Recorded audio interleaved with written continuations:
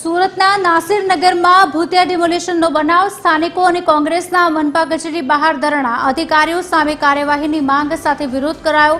Demolition બાદ રહીશોને light bill આવ્યા, 2000થી માંડીને 5000 સુધીના લાઇટ બિલ આવ્યા।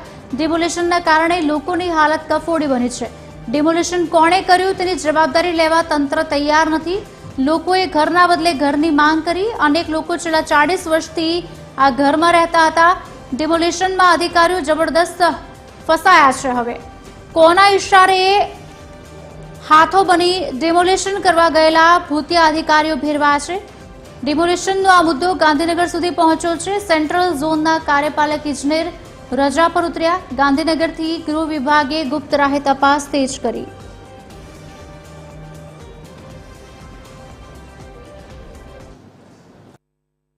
हाल जे प्रकारे नासिरनगરમાં ભૂતિયા ડિમોલેશન થયું છે અને ત્યારબાદ તમામ રહીશો જે છે તે સુરત મહાનગરપાલિકાની કચેરી ખાતે ફરીથી રજૂઆત કરવા માટે આવ્યા છે। ઘરના બદલામાં ઘરની રજૂઆત સાથે અત્યારે લોકો મોટી સંખ્યામાં ઉપસ્થિત થયા છે અને સુરત મહાનગરપાલિકા કચેરી ખાતે ધરણા કરવામાં આવી રહ્યા છે। આ તમામ લોકો જે છે તે અંદર આવે નહીં તે માટે થઈને પાલિકા કચેરી ખાતે થઈ જે પ્રકારે હાલ ગેટ બંધ કરી દેવામાં આવે છે અને તમામ લોકોને અંદર આવવા માટે થઈને રોકી દેવામાં આવ્યા છે। અત્યારે આ તમામ લોકો જે છે તે પાલિકાના ગેટ પર જ ધરણા કરી રહ્યા છે અને તેમની પણ એક જ માંગ છે કે ઘરના બદલામાં ઘર આપવામાં આવે।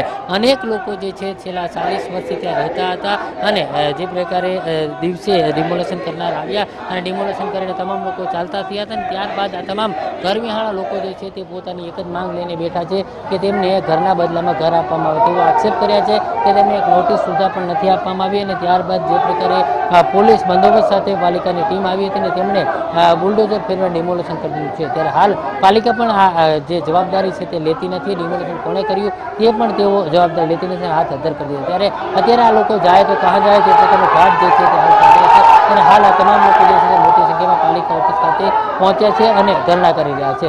કેમેરામેન જયેશ મિસ્ત્રી સાથે દિનેશ પરમાર, TV30 સુરત। અનેક લોકો છેલ્લા 40 વર્ષથી ઘરમાં રહેતા હતા અને આખરે આ ભૂતિયા ડિમોલિશન થયું। કોના ઇશારે હાથો બની ડિમોલિશન કરવા ગયેલા ભૂતિયા અધિકારીઓ ભેરવાયા છે। હવે ગાંધીનગરથી ગૃહ વિભાગે ગુપ્ત રાહે આ વિષય પર તપાસ હવે તેજ કરી છે। સુરતના નાસિરનગરની આ ઘટના છે જ્યાં ભૂતિયા ડિમોલિશનનો બનાવ સામે આવ્યો છે।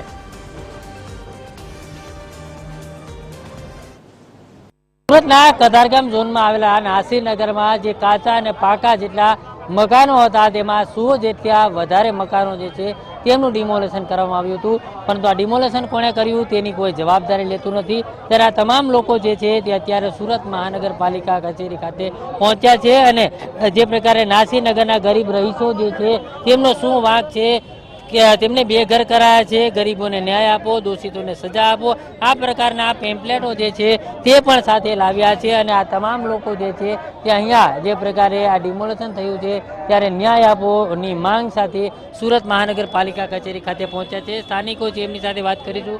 શું કહેશો, જે પ્રકારે ડિમોલેશન કરવામાં આવ્યું છે કેટલા વર્ષથી તમે ત્યાં રહેતા હતા?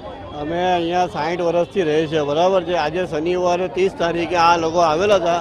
આજે 10 દિવસ થઈ ગયા। 10 દિવસમાં એક બી વખતે કોઈ અમે જોવા માટે બી નહીં આવ્યો। અમે રોડ પર પડેલા છે, રોડ પર ત્યાં તૂટેલા છે ત્યાં ખાય છે, ત્યાંય પકાવે છે।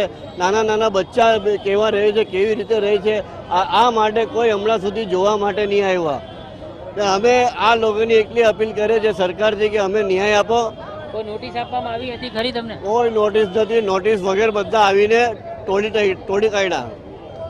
બિલકુલથી શું માંગણી છે તમારી અત્યારે? અમારી એવી માંગણી છે કે અમને ઘરની બદલે ઘર આપો, અહીંયાથી રહેવાની કોઈ સુવિધા આપો કે જે નાના નાના બચ્ચા છે જેની સ્કૂલ ચાલુ થઈ ગયેલી છે એના માટે કોઈ સુવિધા આપો કે ત્યાં કાં જાય।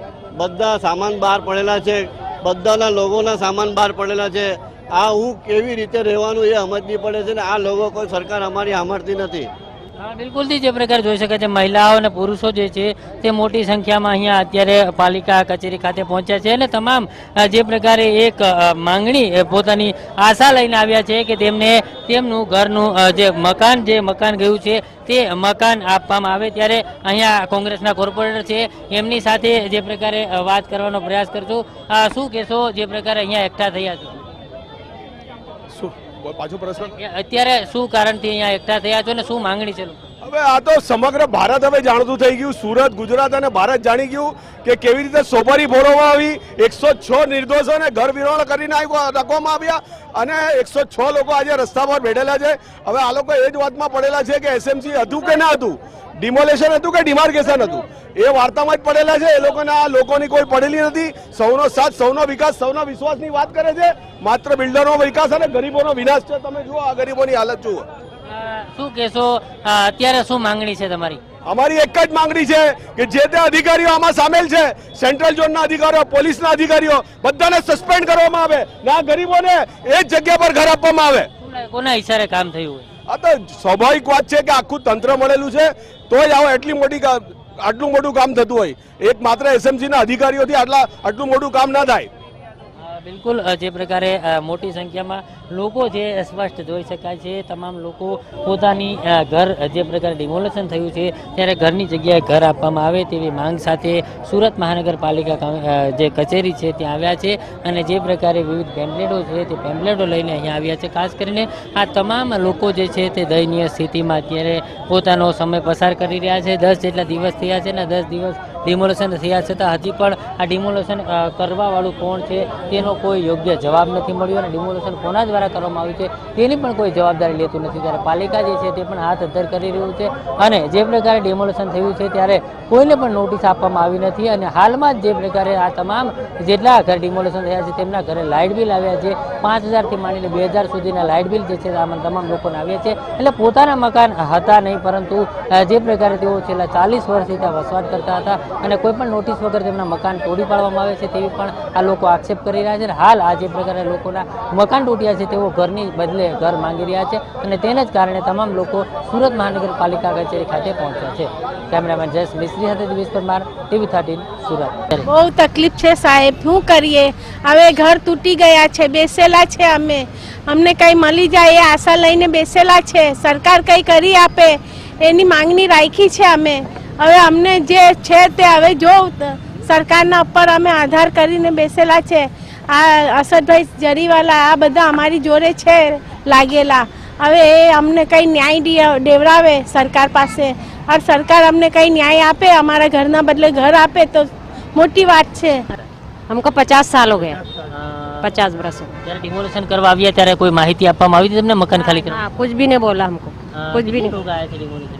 वो तो 30-40-50 लोग होंगे. अभी कैसे गुजारा होता है? धूप है, अभी क्या करेंगे? बच्चों के स्कूल मदरसे खुल गए. अभी मतलब आदमी लोग भी काम धंधे से यहीं फिर रहे हैं. हम लोग भी यहीं आके बैठ रहे हैं. घर भाड़े से मिल रहा नहीं, घर ढूंढ रहे तो घर नहीं मिलता है. तो क्या करे, कहाँ जाए? अभी ये कौन जिम्मेदार है इसका? બિલકુલથી લોકોને અત્યારે